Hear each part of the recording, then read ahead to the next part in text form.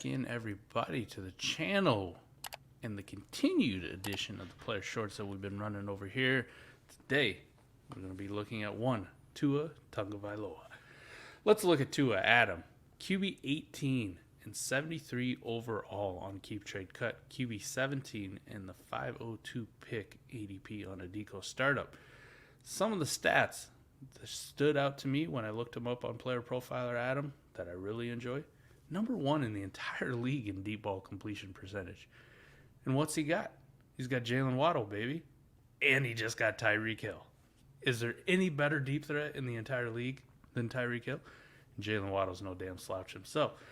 Number 3 in total accuracy rating. Number 3, Adam. And I thought Tua was bad. I was told he's bad. No, you don't get to number 3 in accuracy rating in the entire league if you're bad. And the big one, right? New coach coming over, new scheme coming from San Francisco, master of the run game over there, Mike McDaniel. What's he going to run? A lot of zone, right? A lot of zone. Yeah. A lot of zone. Tua, number 4 in the league in play action completion percentage. Already really good at it. Now going to run the ball, really set up that run and set up the pass. What are some of the things that you looked at for Tua that you liked, Adam? Well, real quick while we're touching on that, it's funny because there was that Chase Edmonds video where he was talking about, he's got to figure out it's different, the zone reads. He's trying to work on that because, to your point, they're going to run a lot of that. Play action completion percentage, number 4.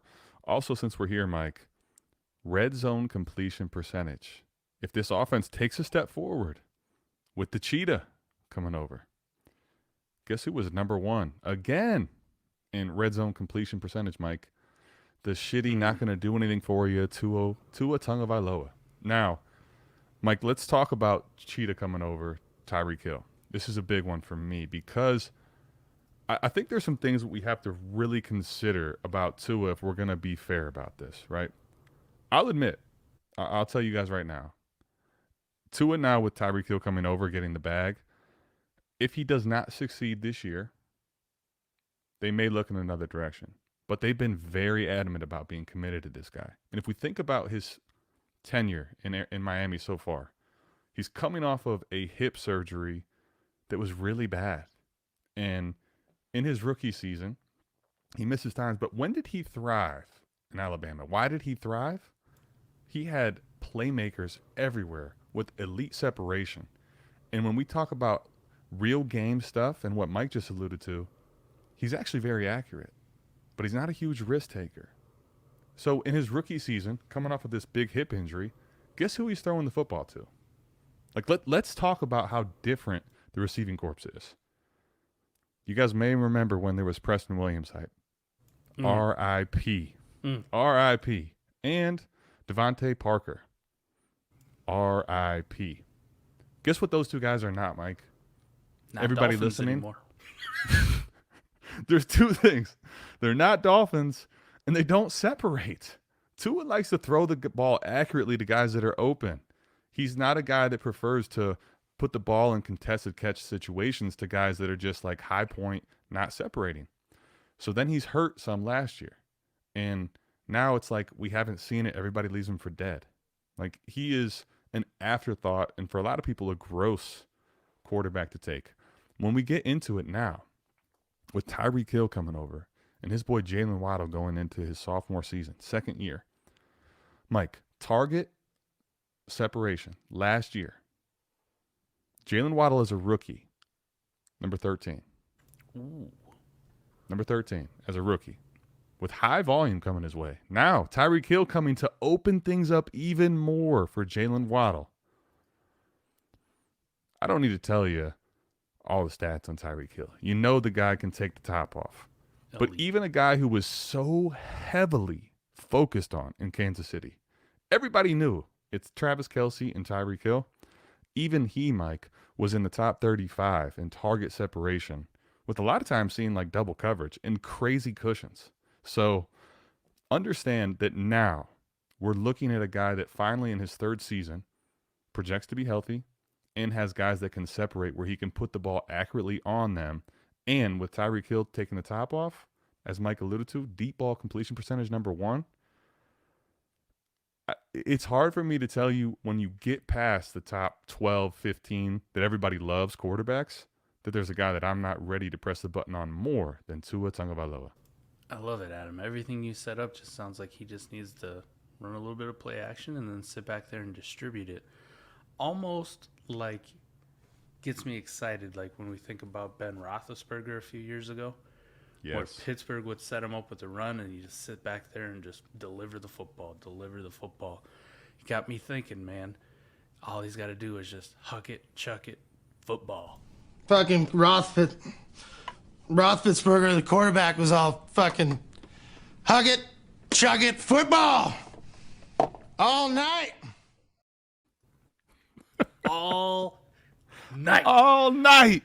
All right, let's look at his Oh, value. man. All right, we looked Let's at the do it, value man. earlier, but Keep Trade Cut has him going below a late 23 first, Adam. Jesus. A late 23 first. Let that sink in.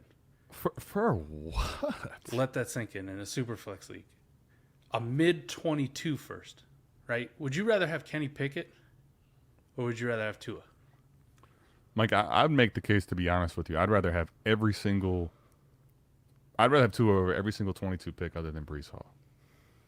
I will not disagree with you there. So some of the other ones then, obvious. Burks, Drake London, Garrett Wilson, Jamison Williams. Some of the other ones. A guy we love, Adam. Like, we just did a video on him. Elijah Moore. But come on, man. It's Superflex League. Give me Tua Tagovailoa over Elijah Moore. George Kittle in a tight end premium league. I love George Kittle, man. Iowa. But come on. Give me Tua. Aaron Jones, A.J. Dillon. Teammates, both ranked above him. Same position. Mike Evans. A.J. Dillon? Wow. And think about this, man. I like Derek Carr for this year. I love the addition of Devontae Adams and Darren Waller. But if I'm just agnostic to my direction and what I'm trying to do, give me Tua Tagovailoa over Derek Carr right now. Adam, that's where his value is at. That's what the people have spoken. That's what they have said. That's how they have ranked. These are all easy trades for me. 1 for 1. Maybe, geez, some of these you might even get something extra, right? Could you imagine a late 23 first and like a second? On the Tua coming back? Maybe a third? That'd be crazy. Mike, when I start looking at ADP now, right? So our friends at Keep Trade Cut, one of the best parts about Keep Trade Cut, listen, we laugh about them all the time, and it's hilarious to me a lot of times how bad. But the reality is it's crowdsourced. It's all this, it's that. So utilize it to your advantage. If you know someone likes Keep Trade Cut, if people are very high on narratives around this time of year, use it to your advantage. Tua Tagovailoa on some of those. I mean, A.J. Dillon straight up. Wow. If you're watching this please, in the comments, I need to know if you're watching this video and you would rather have A.J. Dillon, I need a laundry list of reasons why. Because I just can't see it. Now, Dirty laundry. dirty. Air your laundry out here. All right. Now, when we get into the ADP side, at 502, all right, quarterback 17 according to Adico. For me, Mike, I think the big takeaway is if I'm in a startup, he is somebody for me where whether you're someone that likes quarterback early or late is a target for me. If you want to go early and you want to get your quarterback too, as Tua, all aboard that. If you're somebody that you get a later pick and the board falls to you a certain way because everybody goes quarterback heavy early, and you want to soak up a lot of that value in the first few rounds, Tua at quarterback 1 does seem shaky in a lineup league, but especially in best ball, if you're going to start hammering quarterback after that, I have no problem in best ball with Tua at quarterback 1 if you built the rest of the roster around him and it's really stacked. So, Mike, I think the thing with him is it's just so late. Like outside, when you get past the 4th round, Mike, the guys in that range, it's Mac Jones, Zach Wilson. I mean, Tom Brady, yeah, on a contender, sure. But what is his dynasty outlook? After that, it's just so gross. And Tua is being really, really slept on that he basically can't give you anything else a contender. One of my favorite things to do is to sit at the back end of the first round and to start up Adam and go running back, running back, running back. Round 4, take Mac Jones. Round 5, grab Tua. Tua, Right? yeah. Yes, And sir. I just hit 5. I got my quarterbacks. I got my running backs. Now I'm free to hammer wide receiver for like the next 7 rounds. Yep. I'll You figure it all out you later. hammer receiver for a while, and then you hit Noah Fant or one of those higher upside tight ends later. Exactly right. Exactly. Go out today. Go make some offers for Tua. See if you can get him. Apparently he's dirt cheap. Just send them late 23 first. Apparently some people out there would rather have a late 23 first than Tua Tagovailoa, which blows my damn mind. So, Adam, I think that's going to do it for our little short here on Tua Tagovailoa. I'm an even bigger believer now, baby. I'm going to go send some offers.